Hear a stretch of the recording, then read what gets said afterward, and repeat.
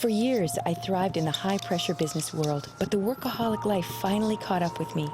I was 35, very overweight, in chronic pain with severe mobility issues, terrible diet, no exercise. My health was a complete wreck. Then I went to a gentle yoga class and felt truly relaxed. The stress just melted away. I went from a size 18 to a size 8.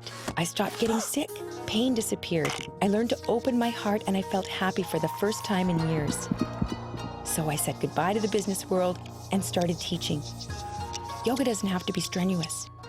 The easiest movements can trigger major release of chronic symptoms, no matter your age. Healing Yoga. Yoga for real people with real problems. Hello, I'm Deborah Devine. Welcome to Healing Yoga. Yoga for real people with real problems. And yes, that was my story. I was in bad shape before discovering gentle yoga. Lack of physical activity, bad posture, and diet were really affecting my muscle mass. I was getting weaker and weaker. And this can happen to Zoomers too, due to a natural loss of muscle mass as we age. If we aren't careful, that can cause a decrease in our bone density and turn into osteoporosis. Because of that experience, I've chosen a simple yoga series that brings us into better alignment and adds muscles to our bones. Don't worry, no weights are needed, and you don't have to be in good shape to do this.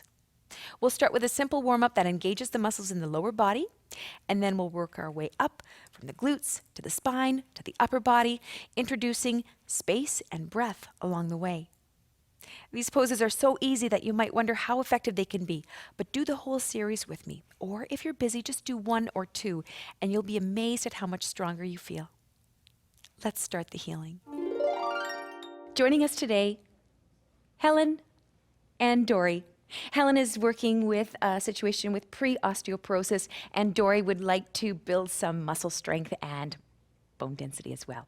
So we're going to start with a wonderful warm-up called Goddess Pose. We'll take the feet a little bit wider than hip width apart, and maybe the toes and the knees are in the same plane.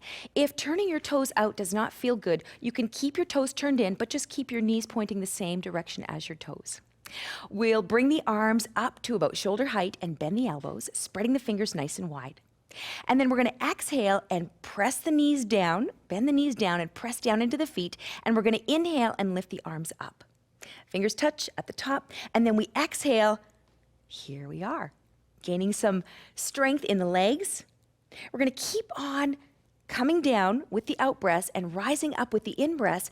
And maybe we'll bring some awareness to the place between the spine, the place between the hips and the bottom of the ribs. So as we come down, we're grounding strongly through the legs. And as we rise, we're moving the ribs away from the tops of the hips. We exhale completely, feel the belly come to the front spine, and then inhale fully and let the ribs move out and up. Exhaling completely, maybe pause there and really energize the bottom part of the body. Inhale and rise, reach, reach. Exhaling. This is a wonderful way to create some muscle strength in the lower extremities without doing a lot of bouncing, without creating any kind of havoc with our joints and our bones if they're already sensitive. Please continue to work with this goddess pose, and we'll be back in a few moments to work a little bit more strongly with our muscles. Healing Yoga. Yoga for real people with real problems. Hi, I'm Helen, and I have pre-osteoporosis. I've been diagnosed about 5 years ago, and it's as a result of low bone density. And what had happened to me was that some of my activities that I used to be able to do, like tennis, racket sports, I was not able to do anymore due to high possibility of fracture. Welcome back. Today's practice, our focus is osteoporosis, preventing and dealing with osteoporosis. Helen, does osteoporosis run in your family? I have 2 sisters, and they both have osteoporosis as well. Interesting. And is there a connection with osteoporosis in the Asian community? It's becoming more and more prevalent now that we know some of the reasons why it's more prevalent in Asian culture, because the dietary history is such that it's not rich in calcium or rich in dairy products. So it's now just starting to come to the surface, and we're becoming more educated about, what the reasons are. Interesting. Well, I have some fantastic poses that are going to help us build more strength in the muscles and density in the bones. That's great. Fantastic. We're going to be taking Warrior 2. So we come to Tadasana, and then we take the feet wide apart. Maybe you'd like to lift your arms and spread your fingers and just have a look down. See if your feet are about wrist width apart. And then you can drop your arms down. We'll take the right foot pointing out to the front, and the back heel is going to turn to the back. Now we'll move the right knee over towards the baby toe side of the foot. We're going to come to the back leg and ground down. So we're grounding down and really pressing through the baby toe side of the back foot. We're energizing the whole back leg. You can feel things are starting to heat up now. Come to the sit bones. Bring the sit bones together and allow the inner legs to blossom open. Pressing down into the heel of the front foot, the baby toe side of the back foot. Now we'll bring our arms up, inhaling, exhaling. Now, Dory is dealing with a little challenge in her elbow, and she's not able to straighten her arm out. If you get tired at any time, Dory, you just drop your arm and put your hands on your waist, on your hips, whatever feels good. One of the wonderful benefits of Warrior Pose is that we're using muscle resistance in addition to gravitational resistance to build strength in the lower extremities. Our hips are very vulnerable as we age, so hugging in and squeezing the glutes, bringing the sit bones together, and blossoming open the front parts of the legs is so important to create strength and stability in the hip joints, as well as muscle strength in the glutes. Warrior pose is a very intense pose. People think about building strength and they got to lift weights or they got to do leg presses. This is a leg press in itself here without you having to go to the gym, without you having to buy weights. And if you press down into the heel of the front foot and the baby toe side of the back foot, there's something very magical that happens. All of the muscles start to activate and we're building stronger bones with this pose. Let's come into another variation of the warrior, exalted warrior.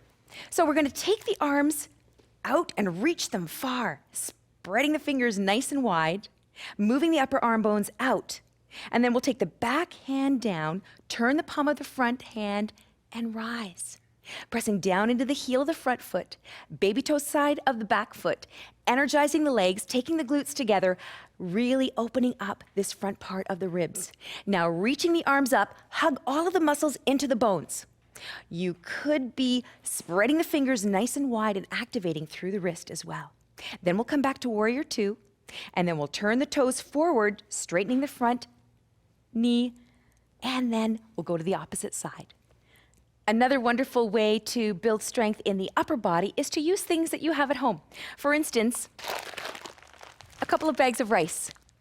And you can just place one in one hand, another in the other hand, or you can just use one bag, and then you can begin to, you can grab onto it with your thumbs here. Yeah, there we go, Helen. No worries. And then we can begin to work the biceps. So you're bending your elbows, coming up, and then exhaling, releasing, and then we've got some strength that we're building in the biceps, in the shoulders. Just remembering to keep your shoulder blades back and down towards the waist, lifting the heart, and exhaling completely, grounding through the legs, using your arms to extend out, hugging muscle into bones. We're going to go into exalted warrior now. So arms are straight, the back hand comes back down to the thigh, and the front arm comes up, reaching. So now we've got more muscle strength building, more bone density building, using something simple like a rice bag. Please continue to enjoy Exalted Warrior and Warrior 2 on the other side, and we'll be back in just a few moments for more strength building. Healing Yoga. Yoga for real people with real problems. I've been now practicing yoga for about 5 years now, and what it's allowed me to do is to have not only much better posture, but to be able to actually carry on with low impact type of exercise, and it also helps me rebuild that bone density back. Welcome back. We've been working with osteoporosis and building strength. In the first part of the practice, we were really working strongly with the lower extremities. And now we're going to continue that theme. We're going to work with the glutes, we're going to be working with the spine, and we're going to continue on with the arms. So here we are in Dandasana. And while we're here in just enjoying this wonderful hamstring stretch, we are also going to be sitting on the front parts of the sit bones. And then just grounding through the sit bones and lifting through the front part of the heart. Now, Dory, I understand that you and Helen have friends for a long time. 47 years. First year Wow. McMaster. Wow. So 1967. It's fantastic. Great. And you folks are both enjoying your yoga practice. We are. I've done it for probably 8 years, and Helen, I think, probably 6. Oh, yeah, 5 or 6. Yeah. It's amazing. it's That's great. wonderful Yeah. that you can enjoy that together. We can do it together.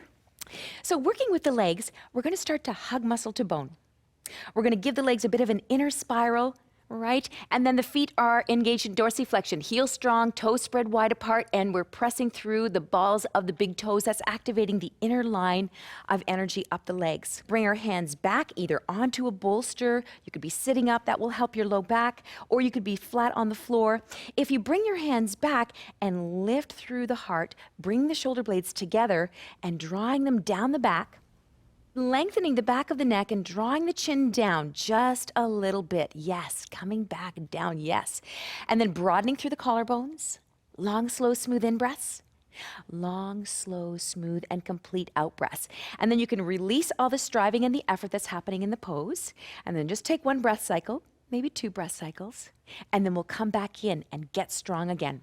Hugging muscles to bone here. Hugging the legs into the midline, pressing through the balls of the big toes, and then trying to bring the femurs down, especially the heads of the femurs. There's almost a sensation that the pelvis is coming up and over the heads of the femurs. Extending the spine, bringing breath into each one of the discs and puffing them up in your mind's eye like marshmallows. Opening the heart, broadening the collarbones, strengthen the arms, hug muscle to bones, and then release. Dandasana is a wonderful pose, very intense, getting a lot of action in the legs. We're pressing down with the sit bones, and we're using that as a foundation to rise the spine up. The muscles on either side of the spine, the paraspinals, are getting a wonderful strengthening here. We're using our muscle resistance here to build some tone. And then, of course, the bones are going to be responding to that as well. Broadening through the collarbones is going to stretch out any areas that might be overly tense. And then using arm strength, hugging muscle to bone. Again, really getting a lot of muscle resistance happening here. Of course, being in this position, gravity wants to pull us down, but we're using all of the muscles of the torso, the core, as well as the legs to keep us rising up. Now we're going to be coming into Shalabhasana, the locust pose. We come down onto the belly. And we go to the upper leg bones. We rotate the upper leg bones inwardly, so the knees point in, the feet point in, and we're up here on our elbows, and we've got a little bit of a back bend. We're just going to use this opportunity to create some space in the low back. So we bring the bottom of the ribs away from the hips, and then we rest down. We rest our heart down. The arms can come out to the sides or down to the outside of the thighs. The palms are facing in. Now we're going to go to the pubic bone and the hip points, and we'll press down. Then we go to the top of the hamstrings where they reach the sit bones, and we press down.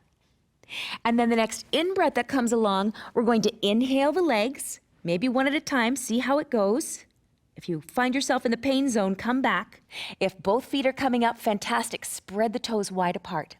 You can continue to lift the heart, lift the chest, pressing down with the glutes, pressing down with the pubic bone and the hip points.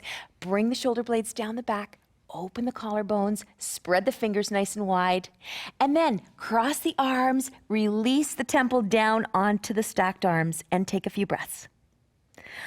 Shalabhasana is a wonderful pose, again, getting those paraspinals, the muscles on either side of the spine.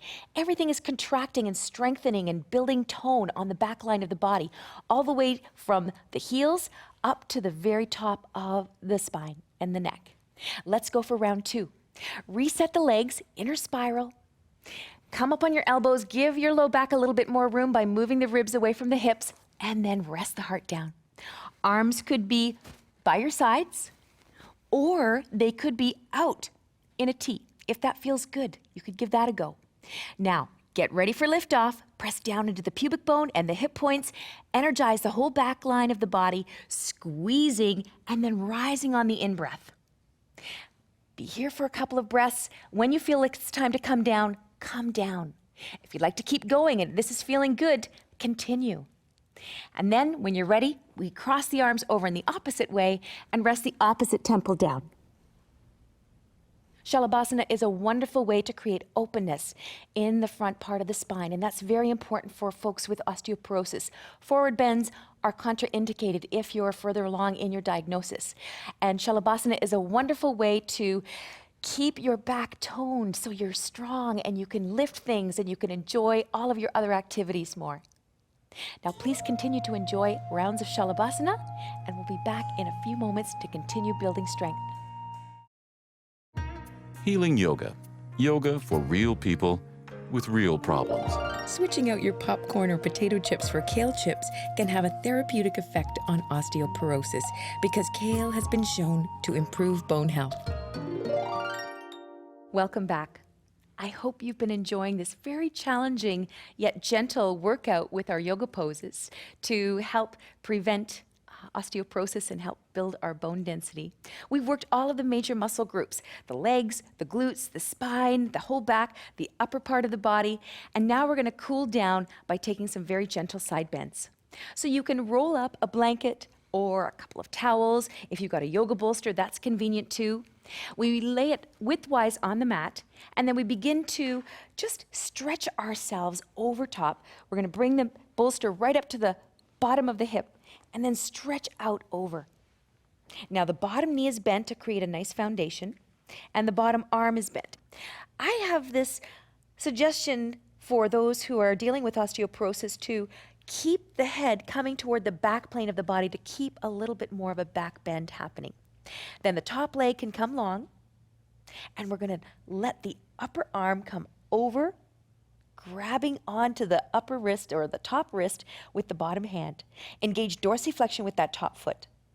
Press the leg out of the hip socket.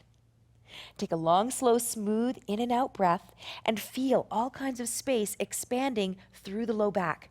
This is a wonderful way to get some length and some spaciousness into the muscles that live on the front of the spine, in the low back. They go down into the pelvic bowl and come out onto the legs.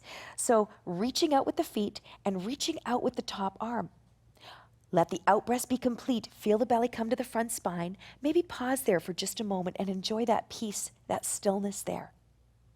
Then when the in-breath comes, it feels so wonderful, very nourishing. Active feet, active hands, really reaching out. Every breath cycle is allowing you to stretch a little bit more. But remember to stay in the comfort/discomfort zone. We're going to be moving into Shavasana though. So hands supporting you as you rise up from the pose. And then we have a couple of options for Shavasana. Perhaps you'd like to take a bolster or a rolled up blanket underneath your knees, or you'd like to use Helen's idea, using that blanket to support the head. And then we just use our arms to help us come back down.